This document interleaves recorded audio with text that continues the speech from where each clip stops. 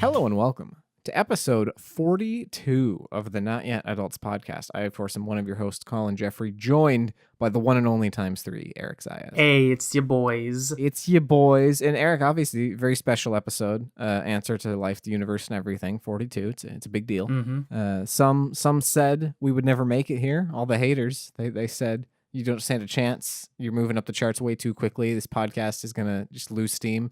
And here we are. No steam, but still 42 episodes in. So that's pretty... My own mother pulled me aside and said, Eric, you will not make it. You'll never make it in this industry. If it's the last thing I do, I'll make sure your podcast never makes it to 42 episodes. Pretty weird for a mother to say that. I know, that's what I was thinking, but here we are. Proved you wrong, Mom. There's all sorts of subtext there. We'll get into it later. But Eric, what's going on, man? What's been happening?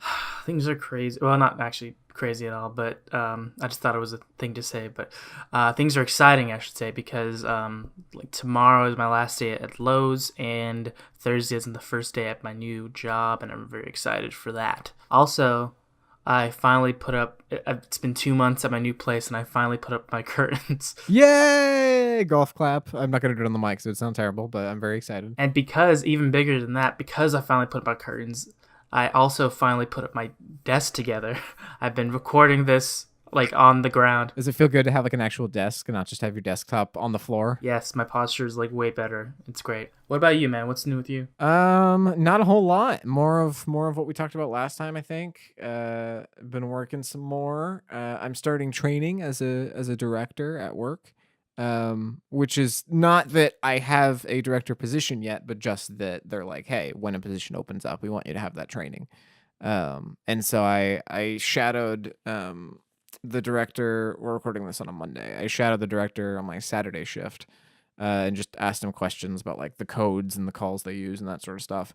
And then I think not this week, but the following week, I officially start training as a director. So as opposed to being out on the floor or editing, I'll be in the booth and learning everything officially. So yeah, and you know, it's not hair racing, but it's a step up from what I've been doing. I'm excited about that. That's really cool, dude. Yeah, I hope so. And then I'm working on this pitch more. Wiersma and I were Josh Wiersma were on the phone for a few hours yesterday, kind of working on our pitch to PLU.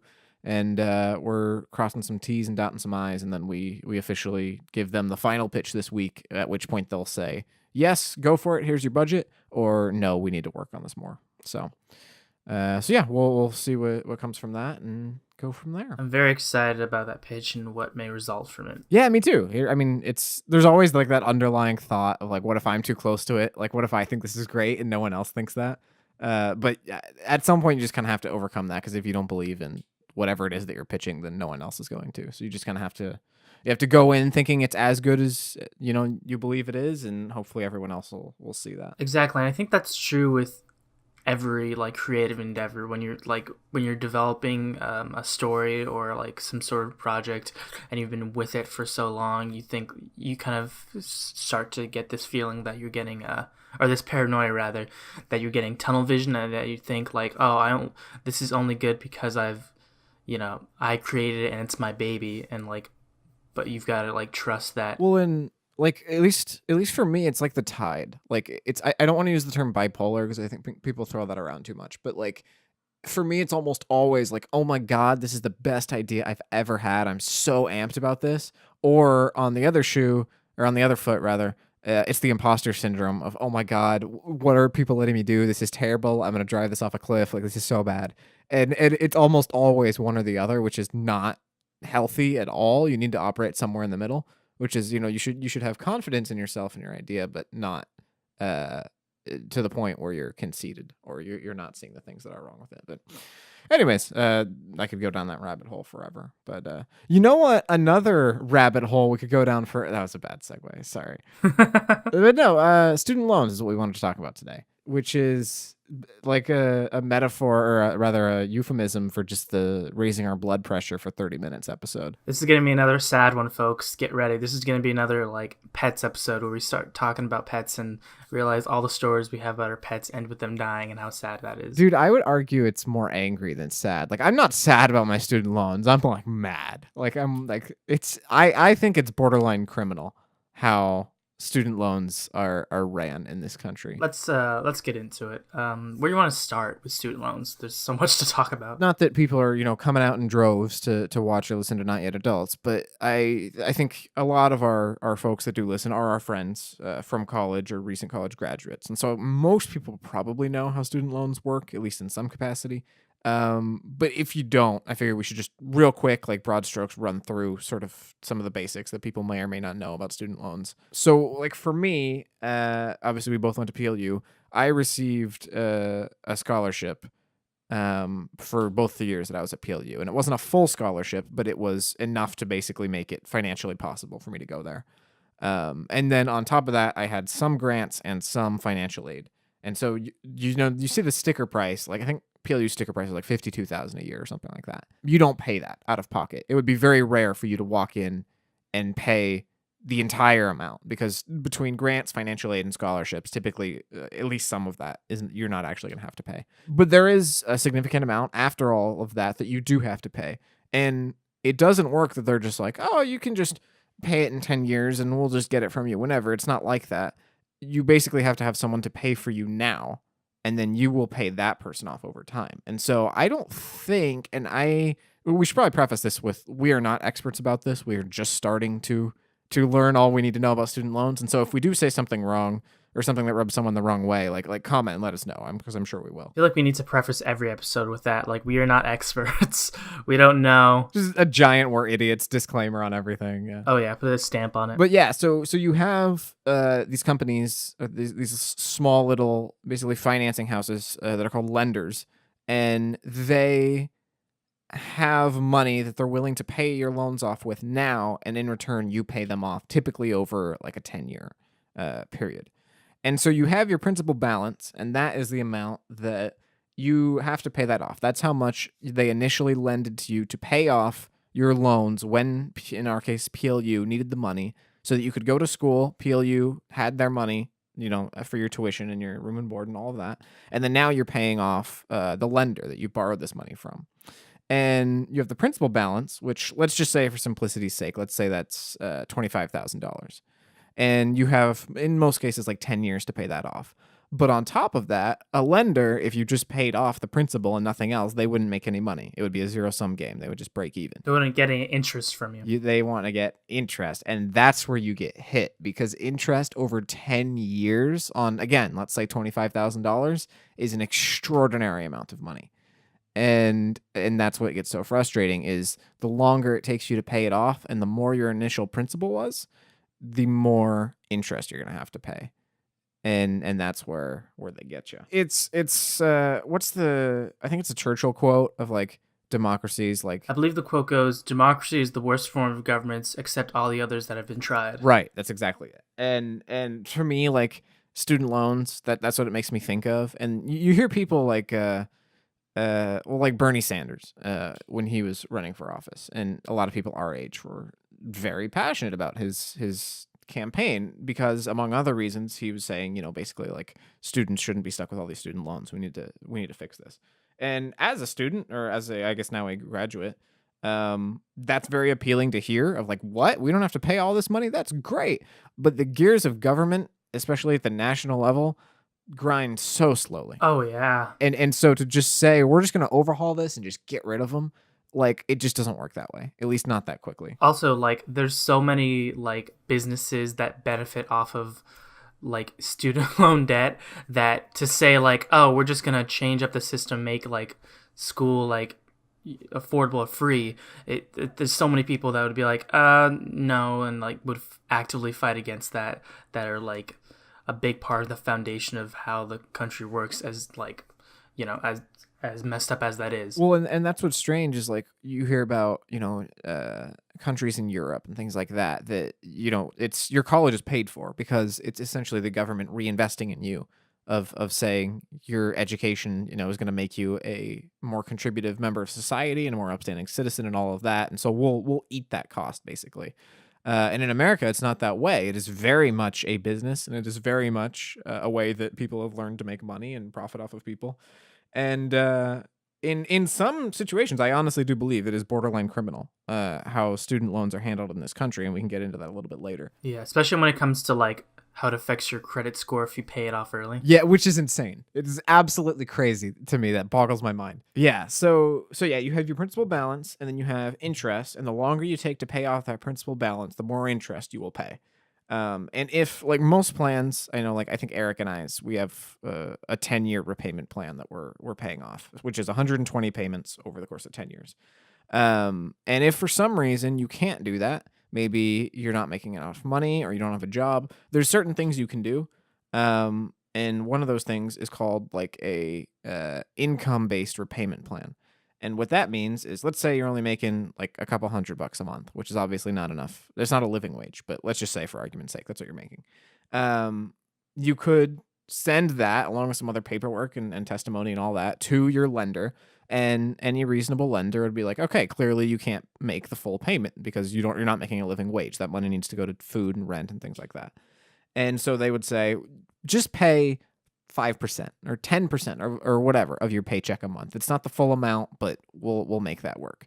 The problem is they'll now do that for way more than 10 years, sometimes like in perpetuity. And especially with interest, again, building up over time and over time and over time, you could likely be paying that off literally till the day you die. And that's what's so scary to me is there are ways. It's like you see financing for items online where it's like, you don't have any money? No problem. You can buy it and pay it off in 24 months or whatever. And people are like, oh, that's 2 years from now. I'll have way more money in 2 years. And then they buy something that they can't pay for. And it is so messed up, and it is so predatory to me that people do that. It is predatory, but it's also like it's giving people the means to like kind of screw themselves over in a way. Like they're still like, to be fair, they're still the ones that are saying, "Oh yeah, I'll do that," and then they sign for it, and it's definitely it's driving you right to the edge and being like, it'll be fine if you jump off. It's gonna be okay. Like just do it, yeah. But yeah, so you have loans that are basically the second you graduate. There's two types of loans. You have immediate loans, and then you have like grace period loans. And I don't think I personally had any immediate loans. That would be a loan that literally the second you graduate, you have to start paying off. I think like I remember my mom telling me like, oh, after you graduate, you need to like call the Fed loan or like contact Fed loan and ask for a grace period. And then I like looked into it, and there was an automatic grace period that started, and like it said like, oh, you don't owe your first payment until like November or something like that, which is in fall, and I graduate in spring. Right. So that's about a 6-month grace period, which is what I had. And then like I think I in total have 5 loans, I want to say. And 3 or 4 of them had a 6-month grace period, and then 1 or 2 of them have a 9-month grace period. So in November, you and I both started making payments on our student loans. You know, we have our amount that we pay every month. And then for me, I think around February or March, that amount will go up because then I have 1 or 2 more loans that I'll have to start paying off. Which I think the grace period is one of the few good things about this, because it's the understanding that, hey, a lot of people don't have a job lined up at graduation, and it takes some time to kind of flounder about and get on your feet. And for me personally, it took literally almost exactly 6 months because I work at my local NBC station, and I interviewed with them in, I think, November, and then I got my job in December. So it was literally almost exactly 6 months. Well timed. Yeah, no kidding. Well, it was maybe a self-fulfilling prophecy thing of like, okay, this has to happen now. I have to make something happen because I'm at the end of the line. But yeah, so you have that grace period on your loans, and in that time, depending on the loan, interest may or may not accrue, which means even if you don't have to pay it off yet, some loans, interest will already start to be building up on those, which again is, I don't know if that's necessarily criminal, but it's that idea of the longer you wait, the more you're going to have to pay. And interest sort of builds up the longer you wait to start making your payments. So we have that. I don't know, Eric. Let's take the temperature. How you feeling? How's your blood pressure, buddy? I'm managing. I love how like you seem to know more about this than I do, and like how you've done your research and stuff. Because with me, as far as loans, I contacted Fed Loans, and basically they said like pay this much a month, and I was like, oh boy, okay. And now I just get into it. But I look at it as more of like a month to month thing, and you've looked at the scope of it, and it's kind of making me go like, oh god, it's even worse than I thought. And for the record, I don't know a lot of the things I should when it comes to this. My only thing is, I've always thought if there's one entity in your life that's going to screw you over, it's probably going to be your student loan lender. And I don't know why, but I've thought that literally since high school of like, that's one of, if not the biggest purchases I'm going to make is my education. If I'm going to be dropping that much money, I need to know at least a little bit about this. And so I read my statements and I look at that and I map it out over 10 years and I see how much is interest and how much is the principal balance and all that. One like little source of a little bit of a stress relief is knowing that like when I heard that it was gonna be 10 years of repayment, I was like, well, this is crazy, but like this is what I signed up for. This is like I knew it was gonna be like an investment and like a long investment. Knowing that I'm fortunate enough to not have to depend on income-based loans makes me feel better basically about the 10-year repayment. So yeah, it could be worse basically. It's like mortgaging a house of like your initial payments when you get like a 10 or 30-year mortgage are all going towards interest. And as time goes on, it kind of slides and skews, and as you're paying less on the interest and more actually towards the principal balance that you owe. Um, and it's sort of like that with income-based repayment on student loans is you're essentially just paying interest because it's stretched out over so long and you're paying significantly less in most situations than you actually should be, that they're basically just collecting interest from you until I think it's like 20 or 25 years in some circumstances that they'll just say, let's just call it like your debt's forgiven. We're just going to call it here. But it's still, it's still kind of a shady practice. Cause again, it's that idea of, you see something for $1,000 and you're like, well, I don't have $1,000. I'm like, oh, well, you can just pay 30 a month for 4 years or whatever it is. And it's like, oh, I have 30 a month. That's fine. And you pay significantly more in the long run. And suddenly you bought something you can't afford. And obviously it's not all bad because that gives you the opportunity to get things you wouldn't be able to, always buy with a lump sum, but it's just, there's pros and cons all around. There are some other like fine print things about loans that are really interesting and really sketchy, and when you like look into like loans and paying them back and how it will affect your credit. Normally, paying student loans on a timely basis will help your credit score. And credit score, for those who may not know, I don't know if anyone listening to this who doesn't know credit scores, but it's basically a number associated with you that the higher the number is, the more banks and lenders determine how responsible you are and how how much they can trust you to pay off your loans in a timely manner.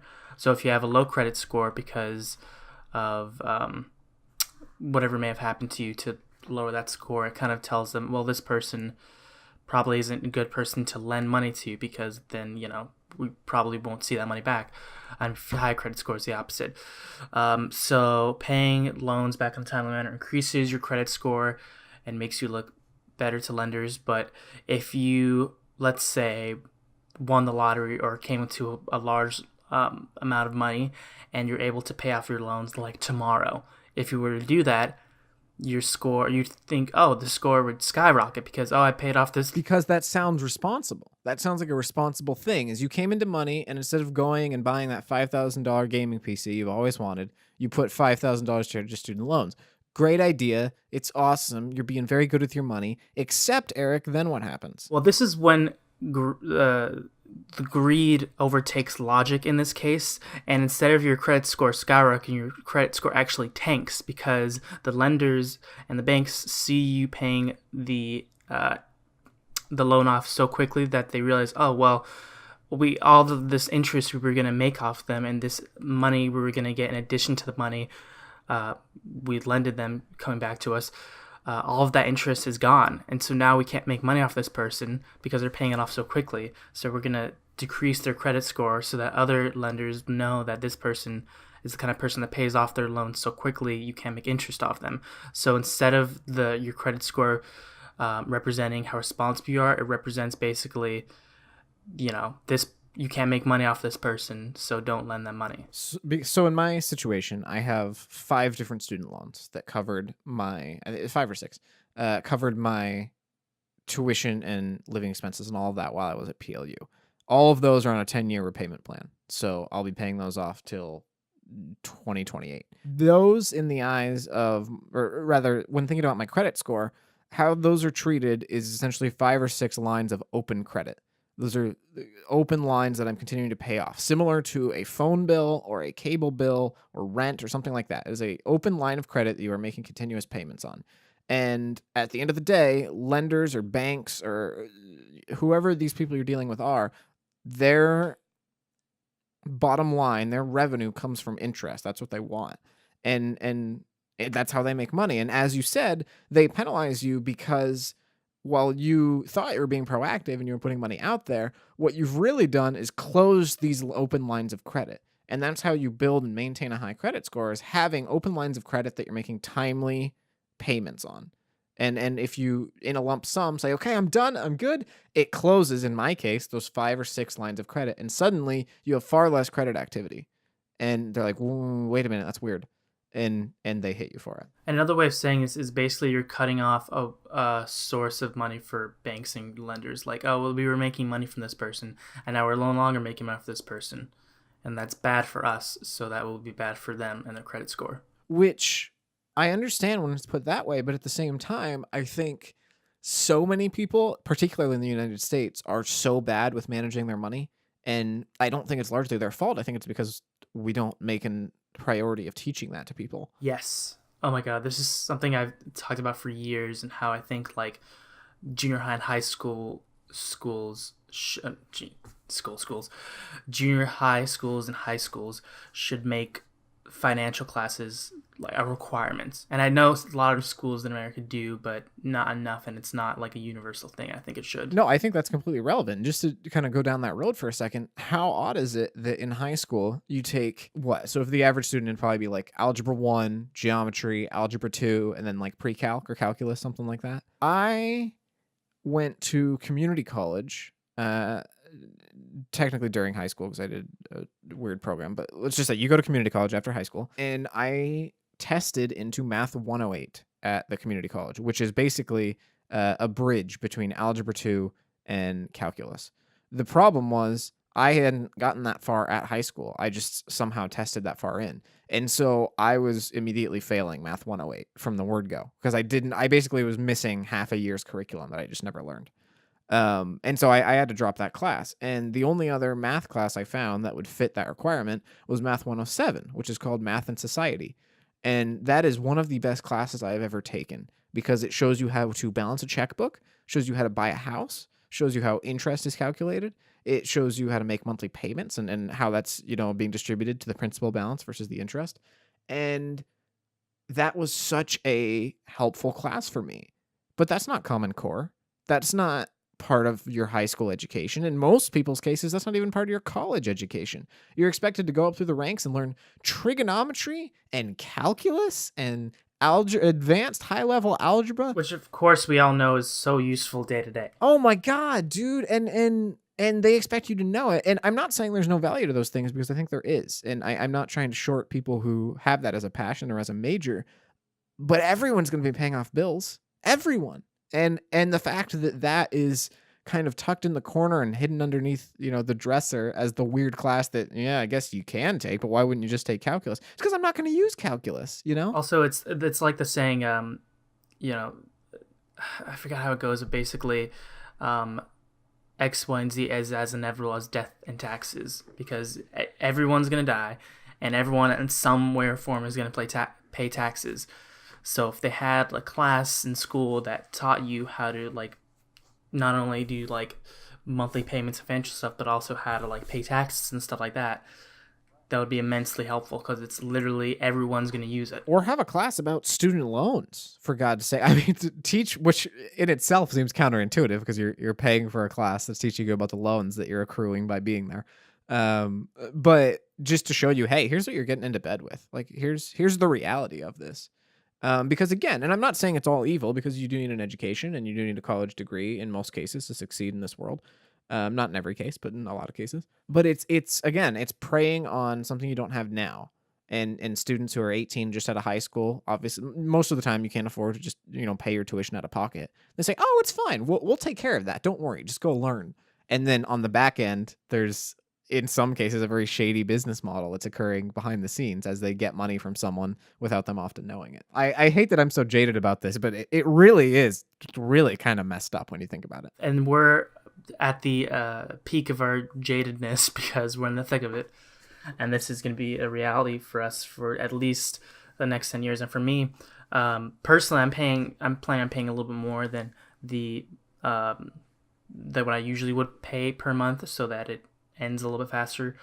Because as soon as I'm done finishing paying off my Fed loan debt, um, I am going to start helping my parents with the Parent Plus loan, because there's an additional loan that they're paying that they need my help with. So after I'm done with this loan, I have other loans. It's a whole. It's going to be like a in perpetuity thing. I feel like. Well, and you and I, because you did community college for 2 years before PLU, right? Yes. And I did the same thing here in Spokane, and I feel like you and I are, I'd say, significantly uh, below the average amount that most students have to pay in loans. You and I got off fairly lucky, but it's still a nightmare. I mean, it's still something that we're going to be thinking about for the next 10 years, and still something that is going to have a tangible effect on the amount of income we're bringing in.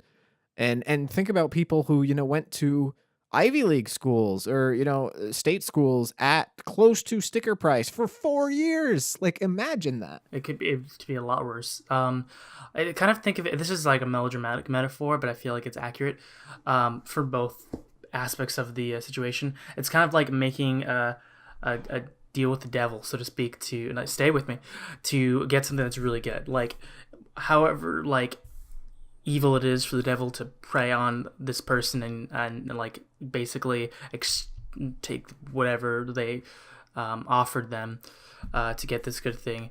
It is also the fault of the person accepting the deal, because they they knew what they were getting into, and they're still getting this great benefit. So as much as like student loans are kind of this whole situation where it feels like a scam, or it feels like you're preying on people, we did sign up for this, and we like knew what we were getting into, and we did benefit from it immensely. Well, and just kind of a little bit of a light at the end of the tunnel. Just a tangible effect this has had in my life is I think we're recording this on Monday. So last week I checked my credit score for the first time, just to see. I'm thinking about moving out in the near future, and maybe making some big purchases to make my transportation a little bit easier, stuff like that. And so I was curious about my credit score, and I found it was actually way higher than I thought it was going to be. It was actually a really good score. And the only reason, not the only, but the primary reason it was what it was is because I've made on-time payments on my student loans the last few months. And, having 5 open lines of credit that I've made several on-time payments for, that adds up, and that all helps your credit score. And so even if it's, I keep throwing around that word like predatory or evil or whatever, and I think largely the nature of student loans is there are short-term benefits that you see from that. And, obviously your credit score can go up, but also long-term, the education that you've been given and the amount that's going to have, an effect on your career and your future, the benefits you can reap in your workplace and things like that. So it's a necessary evil. I think the benefits outweigh the negative parts of it, but gosh darn if there aren't a lot of negative parts of it, man. It's so frustrating. Absolutely. I think it's I mean, like the Churchill quote said, I think student loans are the worst form of school repayment, except all the other ones that have been tried. Well, and it's great when you hear someone like Bernie Sanders or someone come in and say, we need to fix this. And as a young impressionable person, it's like, yeah, we do need to fix this. That's true. But I haven't heard a way that it's going to happen anytime soon. No, nothing I've heard about student loan reform or education reform has convinced me that it's something that can happen in our government and in our nation's current form. And frankly, we have more pressing issues at the moment. So. Oh yeah, yeah. Well, let's be hopeful for the future, and hope that one day, the way students pay for their education changes in a way that benefits the students. I'm hopeful for the future. Yeah, and even if it's not like there's no student loans, like even if it still costs, I just wish it was more transparent. I just wish it was more like can you imagine if you were given a sheet of paper that said, hey, here's your principal balance, here's the actual amount you're going to be paying after interest, and here's how long it's going to take you to do it. Like, if they just told you all that up front, you didn't have to go digging for that stuff, I would be so much happier about this, because at least you know what you're getting into bed with.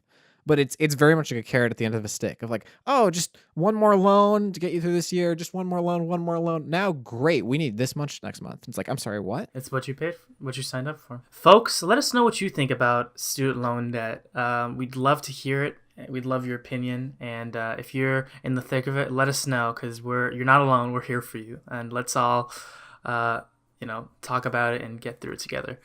Remember that this has been the Not Yet Adults podcast, which comes to you every Friday at 9 a.m. Pacific time on YouTube, SoundCloud, Google Podcasts, Apple Podcasts, Stitcher, and all sorts of podcast services. We're also all across social media. We're on Facebook, we're on Instagram, we're on Twitter. Oh my God.